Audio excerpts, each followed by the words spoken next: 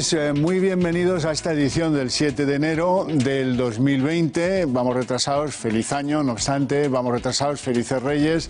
Y ahora van a ver cómo esta sesión de investidura que ha convertido a Pedro Sánchez en presidente del Gobierno de España apenas ha tenido incidencia, entre otras cosas porque los mercados ya descontaron esa hipótesis, así que se dieron el abrazo Pedro y Pablo, Pablo y Pedro. Y como, en fin, lo de los indepes hubiera sido seguramente un salto hacia arriba de la bolsa el que se hubiera frustrado el intento, pero que se consolide el intento con esa amalgama de Bildu y tal. En cualquier caso, el mercado lo tenía bastante asumido ya, descontado, y por lo tanto no esperen grandes cambios. Vamos con ellos, los cambios de la sesión de nuestro IBEX 35 en el día de hoy. Hemos cerrado en rojo, eso sí, 0,22%, 9.579, perdemos el rango de 9.600,80. Es verdad, es bastante cierto que hasta las 12 del mediodía nuestra bolsa seguía el impulso del CAC o de otras bolsas europeas y que, así que al filo de las 2 de la tarde se ha conocido el resultado de la votación de Pedro Sánchez, pues ha habido una caída bastante pronunciada que luego se ha ido recuperando en el cierre y, en fin, que al final hemos cerrado en un menos 0,22, que no es gran cosa. Las tres compañías que más han subido durante la sesión del día de hoy: CIE Automotive, que consolida unas ganancias de 3,38% y cierra en 21,44%. Laboratorios Grifols, compañía de las que más han subido junto a Celnex durante el año, más el año pasado, claro. Hoy gana 2,79% y cierra en 32,60%. La holding IAG, la holding de Vueling y de Iberia, hoy recupera 1,59% en el mercado y cierra en 7,26%. Si quieren ver las tres compañías que más han sufrido hoy en los mercados, son las eléctricas. Claro, aquí sí que hay un punto pues de previsión sobre lo que el nuevo gobierno pretende hacer. Endesa pierde 2,11% y cierra en 23,17%. Siemens Gamesa 2,09% de pérdidas, 14,97%. E Iberdrola, que hoy pierde la eléctrica, menos 1,95% y cierra en 8,95%. Bueno, dicho esto, fundamentales para recordar un poco en qué lío nos hallamos en materia económica, todavía sin conocer del todo los cierres del año 2019, pero sí la tendencia. Hasta octubre, crecimiento del Producto Interior Bruto 0,4%, crecimiento de la inflación, el IPC, cierre de noviembre 0,4%, aumento acumulado de los precios. Veremos en qué termina la contabilidad del último mes del año. El desempleo, pues con datos a noviembre, afecta al 13,92% de la población activa. Y el Euribor, bueno, esto es otra historia, lo del Euribor. Promedio de los últimos 12 meses, menos 0,238. Una maravilla. Hasta aquí los números. Vamos ahora con los temas que van a componer lo sustancial de la tertulia La Barandilla. El IBEX pierde los 9.600, atentos a la investidura, mirándola de reojo, y también a la crisis política que no sabemos todavía cómo terminará entre Estados Unidos e Irán. La pregunta que vamos a formular a nuestros invitados hoy es: ¿puede Irán llevarnos al caos en el mercado petrolero? Pues el Brent está en 68,5, más o menos, y ha estado en máximos de hasta el 70, unos máximos que no veíamos desde el mes de mayo, pero en cualquier caso tampoco es para rasgarse las vestiduras. Lo que a lo mejor sí acaba siendo para rasgarse las vestiduras es que le echemos un vistazo a cómo se encuentra la situación de endeudamiento de las principales economías del mundo, entre ellas la española, naturalmente. Vamos a ver cómo estamos en relación a otros y, desde luego, el camino por el que no deberíamos ir demasiado al filo, porque nos podemos encontrar en una crisis de deuda como se han encontrado otros países antes que nosotros. Entramos ya en el terreno de los nombres propios. Hablemos de ACS porque Marshall Wace, el hedge fund más agresivo que actúa en el mercado español, ha disparado a niveles récord su apuesta bajista por los títulos de ACS, la constructora de Florentino Pérez. Esto parece que coincide con los planes de venta de las renovables que proporcionarán caja en 250 millones de euros a Florentino Pérez. Por cierto, los bancos van a 2 velocidades en la bolsa. Eso es lo que parece de lo deducido en el 2019. Y va a seguir así eso, porque por un lado Santander y el BBVA parece que tienen algo de recorrido, pero luego tenemos entidades con menos potencial como Bankia y el Sabadell y un patrullón de indecisos que a veces suben y a veces bajan, pero que en cualquier caso no han ido bien en 2019. Lo vamos a repasar con nuestros invitados. ¿Quién ha ido mejor que quién en ese ranking particular de la banca? Una banca, cambio de asunto, que sigue muy repercutida por lo que podríamos llamar el caso Villarejo. El juez del caso Villarejo de la Audiencia Nacional ha decidido prorrogar el secreto de actuaciones sobre los contratos del BBVA 2 meses más, y de otro lado se abre una de esas 20 carpetas del tal Villarejo que esta vez afecta a Ahorro Corporación. ¿Por qué? Pues porque alguien, cliente de Ahorro Corporación, que no estaba muy contento con el trato recibido, la compañía de jabones Persan contrató a Villarejo para investigar, ya me entienden, al que era entonces el jefe de Ahorro Corporación. Bueno, un lío más de esto que parece que es un virus que afecta a todas nuestras grandes compañías. En fin, qué país. Nombre propio, Barclays, porque Barclays es el que sopla la vela de Grifols. Máximos históricos de nuevo y le sube el precio objetivo. Así es que si ustedes quieren saber quién está bufando la vela de Grifols, por ahí lo tienen, el banco británico Barclays.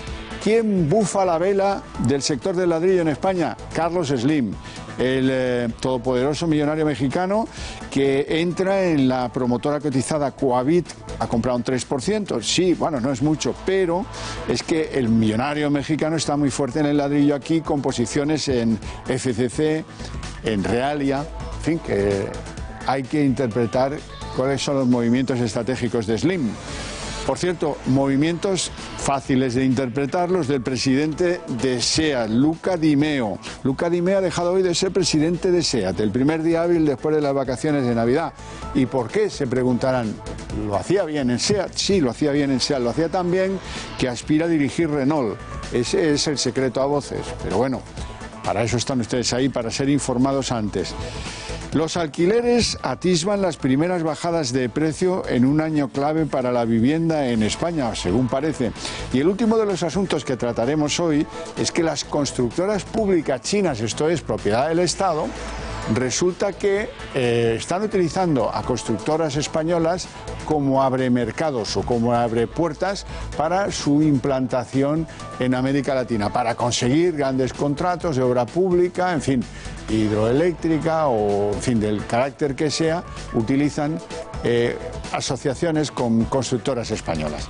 Hasta aquí las noticias. Vamos ya a presentarles a nuestros invitados esta tarde de noche. Don Álvaro Climent, asesor independiente, muy buen año. Muy ¿Cómo buenas está? tardes, Javier.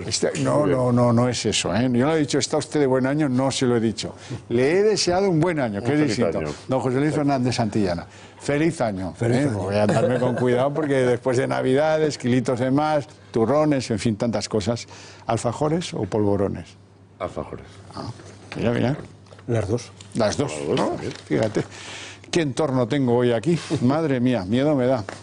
Yo que no he dejado jamón. Bueno, vamos a lo que vamos. ¿Cómo han visto la sesión? Es evidente que el resultado de lo político pues se ha vivido con el retrovisor puesto por si saltaba la sorpresa de algún Teruel que sí que existe de verdad, pero no.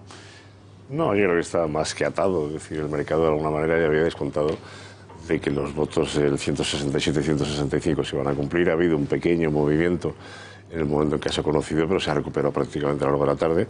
Y sobre todo lo que sí se ha visto son los sectores más penalizados, que han sido el sector bancario y el sector eléctrico, que de alguna manera son los que están puestos en el foco, sobre todo para mayores subidas impositivas, y que evidentemente son los que iban a, digamos, pagar algo más el pato de la formación de este gobierno. Pero con mucha tranquilidad. Es decir, yo creo que la bolsa ha reaccionado tranquila. Habrá que ver qué acuerdos se hacen a partir de ahora y cómo sacan los presupuestos. Ya está. O sea, yo creo que eso, vamos, se ha quedado en el límite prácticamente, en los 9.600. Vamos a ver cómo anda. Y yo creo que los valores que están ahí, todo el mundo mirando a ver qué puede pasar con ellos, es las eléctricas, pueden meter el gas y la banca, ¿no? Es decir, que son los que realmente se cierren, no sé si nubarrones o no, pero el problema es que esos nubarrones siempre acaban descargando sobre los usuarios y por tanto sobre los ciudadanos que somos nosotros. Bueno, mucha gente se pregunta qué pasa en el sector petrolero con la crisis abierta por el ataque, ya saben, al general Soleimani, iraní, y lo que pueda hacer ahora Irán en represalia o en contrarrepresalia contra los intereses occidentales y de Estados Unidos particularmente. Empezar el año con un problema geopolítico, además que son muy difíciles luego de cuantificar, pues no es lo mejor que nos podía pasar. Pero el conflicto es importante, es decir, está afectando, digamos, a una zona en donde el estrecho de Hormuz canaliza el 20% de la producción mundial y el 30% de las exportaciones, además del 25% del gas licuado. Con lo cual, cualquier digamos, acrecentamiento del conflicto, de la situación de estrés entre Estados Unidos e Irán, puede provocar un repunte claramente de los precios del petróleo. Ya hemos visto en ocasiones anteriores subidas, que la prima de riesgo al final del crudo se suele situar $5 por barril, que viene a ser como un 10-12% de subida del precio, que es lo que vimos en la última crisis. Ha habido un pequeño repunte, no mucho, ha llegado a estar a 70 dólares el Brent, pero yo creo que ahora mismo hay exceso de producción en el mercado, con lo cual quiere decir que esa situación dice, bueno, oiga, tranquilidad con los alimentos, ¿no? Yo creo que hay un papel clave que beneficia esta situación, que es Arabia Saudí, que simplemente puede decir, bueno, pego un manguerazo y ya está, aquí no hay ningún problema, ¿no? Más allá de la reserva de Estados Unidos, que las tiene a tope. Con lo cual, más allá del conflicto geopolítico que pueda ser y el conflicto y la inestabilidad en la zona, desde el punto de vista del precio del crudo no tiene por qué afectar de manera directa, porque yo creo que ahora mismo hay exceso de producción y que en cualquier momento se puede incrementar la misma, ¿no? Yo creo que pasar con el shale americano, eso también. Bueno, hablemos de la deuda. Quiero que ustedes puedan comparar cómo está la situación de España para con otras economías de diferentes entornos, y eso se hace con datos y con gráficos como este. Aquí estamos viendo el endeudamiento en relación con el Producto Interior Bruto. El de Japón, 218, una barbaridad, por ciento, ¿eh? O sea, se están endeudados por el doble de lo que son capaces de producir en bienes y servicios. Pero nadie desconfía del Japón, porque todavía tienen muchas patentes, todavía tienen un poder industrial bastante importante, un poco deteriorado tal. Italia, segundo país en gravedad, 135%. Esto sí ha generado una crisis de deuda que hemos visto en este año 2019. Esto sí es amenazador para el futuro de Italia. No para el siguiente, que es Singapur. Singapur, todo el mundo confía en su capacidad de producir y concentrar, sobre todo servicios, en esa nueva plaza financiera que han sabido organizar en su enclave, y nadie se preocupa por ello. Estados Unidos, 106%. Aquí ya empieza a haber ciertas preocupaciones. Nunca ha sido tan alto, alguna vez ha sido mucho más alto que esta, pero digamos, en términos de historia reciente no. Y este es uno de los elementos de riesgo que podría llevar a pinchazo a la economía americana. España, pues bastante cerca, 98%. 98% de lo que somos capaces de producir lo debemos. La zona euro tiene un promedio bastante más bajo, 88 para completar, con países como Alemania que tienen un 62% tan solo, y la fase idílica de este cuadro, desde luego China, que apenas está endeudada en un 51% de lo que es capaz de producir. Don José Luis. No, yo creo que este tema de la deuda, es un tema que puede ser grave, no digo que lo sea necesariamente, es decir, sobre todo depende con qué tengas para pagar la deuda, que este es el drama, ¿no? Es decir, yo cuando me compré la casa me endeudé, bueno, tengo un superávit todos los meses con el que pago la hipoteca, ¿no?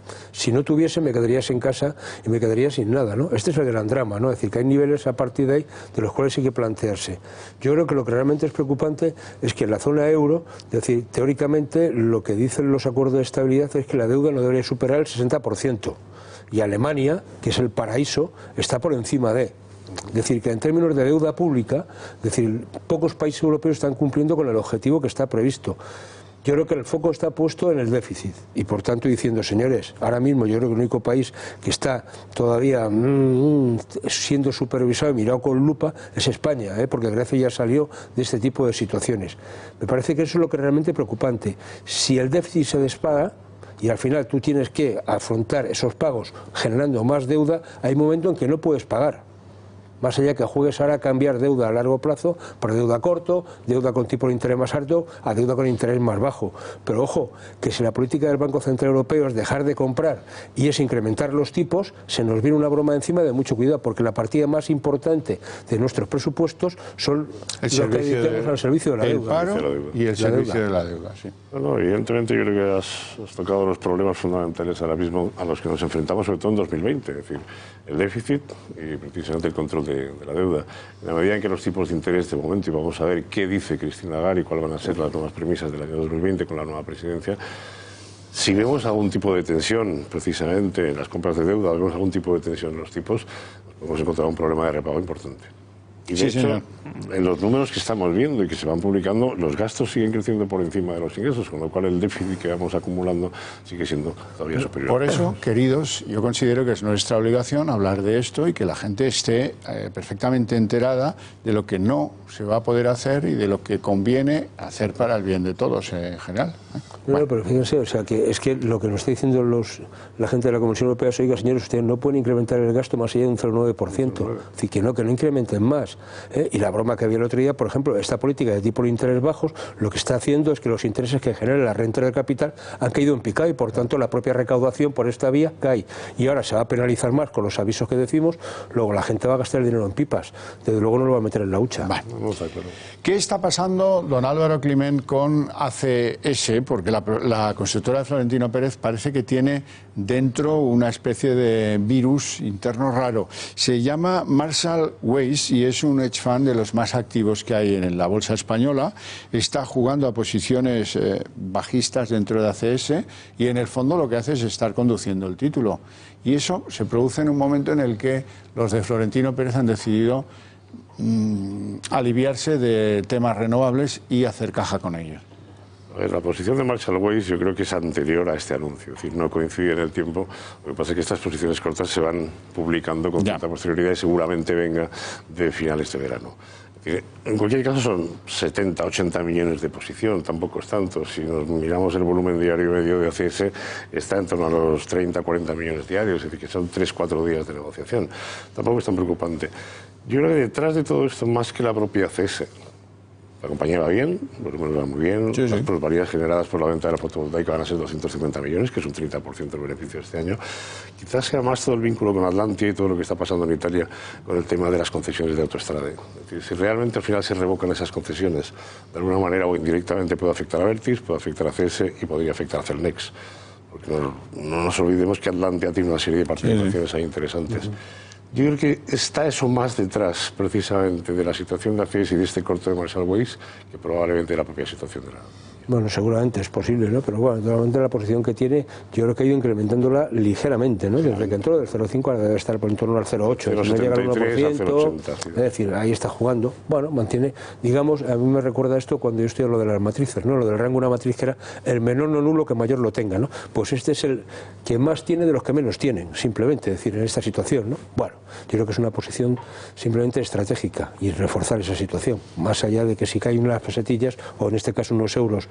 Bueno, pues vamos a repasar qué es lo que ha pasado con los bancos en España, la bolsa española durante el 2019. Es bastante ilustrativo ese cuadro que van a ver a continuación, en el que, bueno, quitando Santander y BBVA, que tienen un recorrido bastante positivo, o digamos poco positivo para lo que son estos dos bancos, pero bastante distinto al resto. Entonces lo que tenemos es que por abajo hay un escalafón bastante claro, Bankia y Sabadell, y en el centro hay un montón de bancos, por ejemplo CaixaBank, que están que han perdido durante el año pues del orden, en ese caso el de CaixaBank, un 11 y pico %. Así es que hay bancos que van a diferentes velocidades, tal vez 2, tal vez 3. ¿Qué opinan ustedes?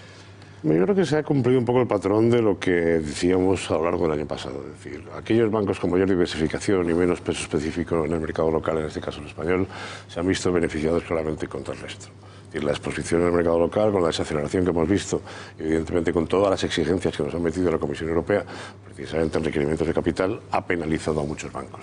Aún así, todavía quedan 37.000 millones en activos que tienen que ser limpiados dentro de los bancos, es decir, aunque se ha hecho un gran esfuerzo, todavía queda bastante. Y yo creo que todas las recomendaciones van a ir enfocadas ahí, es decir, a diversificar lo máximo posible, teniendo en cuenta que los tipos de interés todavía no hemos visto ningún cambio significativo, ni parece que lo vayamos a ver a corto plazo.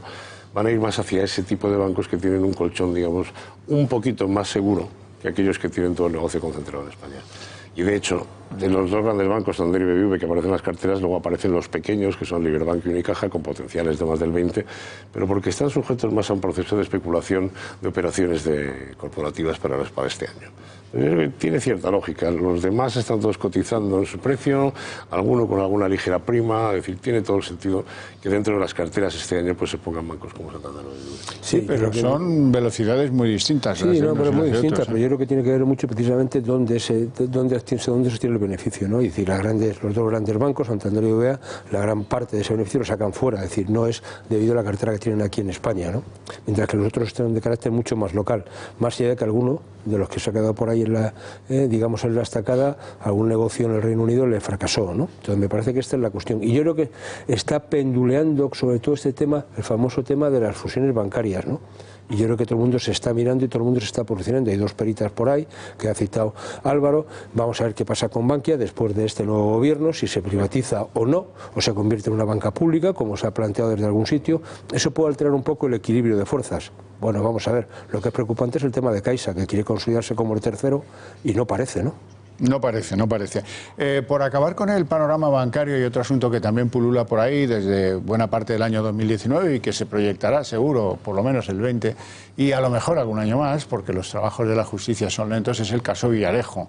Hoy el juez del caso Villarejo ha decidido prolongar 2 meses más el secreto de sus actuaciones con respecto a los contratos que tenía el BBVA firmados con las empresas del excomisario de policía y ha aparecido un nuevo asunto, una carpeta que estaba sin abrir y que de momento ya nos han dejado ver un poco los titulares y algunas de las secuencias ejemplares. Parece que una firma de jabones que se llama Persan pagaba a Villarejo para averiguar cosas personales, en qué hospitales le trataban a la mujer, qué coches tenía, cómo era su casa, en fin, no sé qué, unas cosas muy raritas a propósito del que era el líder de Ahorro Corporación. ¿Qué pasó? Pues según lo que hemos podido ver del guión de esta nueva película del caso Villarejo, resulta que los del Persan, del detergente, estaban muy molestos porque palmaron a través del consejo del que era líder de Ahorro Corporación sus inversiones en Martinsa, antes de convertirse en Martinsa Fadesa, una constructora muy importante. Fernando Martín la manejaba. Y eso no se lo perdonaban al que era su gran asesor, que era el líder, ¿cómo es? Antonio Fernández, ¿no? El líder de Ahorro Corporación. Bueno, menudo tomate, ¿eh? Esto parece una historia del Padrino, ¿verdad? Cada vez que sacuden un poquito Tándem y los diferentes separatas van apareciendo cosas nuevas. Yo en Ahorro he estado casi 10 años de mi vida en esa casa y la conozco bien y entiendo que, bueno, pues visto que el señor Villarejo ha ido a ser contratado por prácticamente todo el IBEX 35 y parte del mercado continuo, no me sorprende nada que empecemos a ver ese tipo de cosas. Pero fíjese qué cara se le debe haber quedado a Antonio Fernández, que hacía su trabajo asesorando a sus clientes, cuando ha visto que uno pagaba para saber qué médicos trataban a su mujer y en qué hospitales. Además, en el momento en el que están intentando revitalizar la Ahorro Corporación. Es decir, que no nos olvidemos que se vendieron, las cajas salieron y ahora está en manos de Stone Harbor, del propio Antonio Fernández y de Roberto Centeno y la gente de Atitlán. Es decir, que están en un momento de reestructuración de la propia compañía y reinventándose una vez más, con lo cual no le viene en el mejor momento. Yo creo que estas cosas nunca son por casualidad, ¿no? Porque sale esta carpeta y no sale otra, como salía una constructora la semana pasada. Yo creo que desde aquí, es decir, todo el 2020 va a ser el tándem Villarejo-IBEX 35, en distintas matices, una compañía, otra, uno aquí, otro allá, pero vamos a tener IBEX 35 y Villarejo durante todo el 2020, profetizo. Bueno, yo solo le hago una petición a Antonio Fernández y es que defienda sus derechos, por el bien de todos, porque estas cosas no tienen que acabarse, espero que pronto, más pronto que tarde. En fin, Barclays es quien sopla la vela de Laboratorios Grifols, ¿eh? La ha llevado de nuevo a un territorio especial, el de máximos históricos, con una subida de los precios objetivos de Grifols. Bueno, lo que ha hecho es ajustar el precio objetivo al precio que está cotizando Grifols y de hecho lo deja sin recorrido. Le ha puesto un precio objetivo de 32 y el valor está cotizando por encima. Le mantiene la recomendación de sobreponderar. Es cierto que el año pasado todas las farmacéuticas y todas las biofarma tuvieron un año espectacular. Españolas, Almirall, Rovi, Grifols, todas las que miremos lo han hecho muy bien y además venían aderezadas por mucho movimiento corporativo detrás, que parece ser que en el año 2020 se va a seguir manteniendo. ¿Vamos a ver subidas tan espectaculares de Grifols en el año 2020? Yo creo que no. Es decir, ya hemos visto, igual que en Celnex, igual que en Grifols y muchas de ellas, ajustarse, digamos, las valoraciones a los precios reales y a los crecimientos de beneficios que están ofreciendo. Otra cosa es que Grifols nos sorprenda con alguna noticia extra y que permita una revalorización adicional. Esto es adecuar realmente la estimación al valor real que está cotizando y punto, no tiene mucha más historia, ¿no? Más allá de que uno siempre dice, oye, ¿y por qué ahora, no? ¿Y por qué? ¿Y por qué este banco y no otro, ¿y por qué? O sea, a mí me preocupa siempre este tipo de cosas, ¿no? Es decir, cómo al final se pueden dirigir los valores o no de una compañía a partir de elementos externos que no hay nada objetivable, más allá del valor intrínseco de su propia cotización. Bueno, voy a romper dos preguntas que me quedan, una para usted. ¿Qué opina de Carlos Slim, el millonario mexicano que toma posiciones ya no solo en Real y en FCC, sino que ahora también en Coavit? Pues yo creo que está leyendo bien el mercado. Es decir, hombre, Coavit es una compañía pequeñita, son 160 millones de capitalización, no sé promotora, y lo que está haciendo es leer el mercado. Es decir, estamos viendo que las promotoras este año y el año que viene van a empezar a entregar muchas más viviendas de las que hemos visto en los últimos años y van a equilibrar ese, digamos, desfase que había entre oferta y demanda. Con lo cual me da la impresión de que es una apuesta, digamos, por un sector que de alguna manera, si la desaceleración económica no se la lleva por delante, va a ser una de las compañías que probablemente, junto con Neinor Homes y junto con alguna más de las que ya están cotizando, puedan tener unos números mejores de los que hemos visto hasta ahora. Don José Luis, ¿ha visto usted los cambios que está produciendo la nueva presidenta del gobierno de Finlandia? Es una señora que fue cajera, no ha sido nada más, pero que gracias a una componenda política pues está ahí, ¿no? Y propone reducir los días de trabajo y las horas de los días de trabajo. Parece que están copiando un modelo sueco, parece que eso por ahí arriba en la Europa parece nórdica que en algún se sitio impone. Está funcionando, ¿no? En esos países parece que va bien. ¿Qué opina usted de eso, de reducir horas? Bueno, no lo sé. Si tendrá afectación en la yo creo que hay una cuestión de no. fondo que habrá que planteárselo, ¿no? La reducción estructural del tiempo de trabajo, porque no habrá trabajo para tanta gente debido a la propia tecnificación y al nuevo desarrollo de las nuevas tecnologías, ¿no? Donde la robotización va a tener un papel importante. Por tanto, si queremos que haya más gente trabajando, solamente tenga que trabajar menos tiempo y mantener necesario para que haya más tiempo dedicado a otras cosas, en este caso al ocio, a la familia, a otro tipo de cosas que vienen muy bien de vez en cuando dedicarle tiempo, ¿no? Por tanto, si esto lo que va a repercutir es una mejor calidad de vida sin menoscabo de la productividad, pues bienvenido sea. Sí, sí. Eso es lo que hay que poner en equilibrio. Lo que pasa es que tardaremos 10 años a lo mejor en ver los efectos aquí, reales de unos cambios eso tiene que ver con el número, con la población, ¿no? Es decir, no es lo mismo, ¿no? Efectivamente, pero claro, eso que lo maneje alguien que está ahí como de regalo pone un poco los pelos de punta. El que no está de regalo, y lo ha hecho muy bien, al frente de SEAT, es Luca Di Meo, el presidente de la filial del grupo Volkswagen SEAT, que se dedica al automóvil en un tiempo muy difícil y motores diésel, que es lo que fundamentalmente hace la SEAT. Lo ha hecho también que discretamente se ha quitado en medio, ahora al salir de esto de los Reyes y tal, y ha dimitido. Y claro, es un secreto a voces que se va a ser el número 1 de Renault fichado por el consorcio para sustituir a Ghosn y a lo que hay detrás de Ghosn, ¿no? No lo ha hecho mal este hombre, ¿eh? No, lo ha hecho bien, digo, yo creo que está bien. Así que a partir de ahí, lo que pasa es que yo creo que todo el automóvil se está reestructurando y se está aglutinando, ¿no? Estamos viendo cómo Renault, no el Renault Nissan, la operación con Fiat, es decir, es una cuestión de los nuevos motores. Es decir, yo creo que la apuesta ya del diésel, todo el mundo ha dicho que eso no va a tener futuro, más allá del coche híbrido, hay una tecnología que han ensayado bastante los motores de SEAT, que es esta de gas licuado, o sea, con la que están funcionando. Y están, por tanto, son motores que pasan perfectamente, es decir, por la parte más baja de las emisiones, y eso va fenomenal, ¿no? Bueno, pues le deseamos suerte porque ha hecho un buen trabajo con esa compañía, que fue en tiempos la histórica del automóvil en España, hoy además, afortunadamente, y además su capital está en manos de los alemanes. No tenemos tiempo para más, lo dejamos aquí. Yo les espero mañana ya en tono de absoluta normalidad a las 8 en punto para otro trepidante pulso económico. Muchas gracias.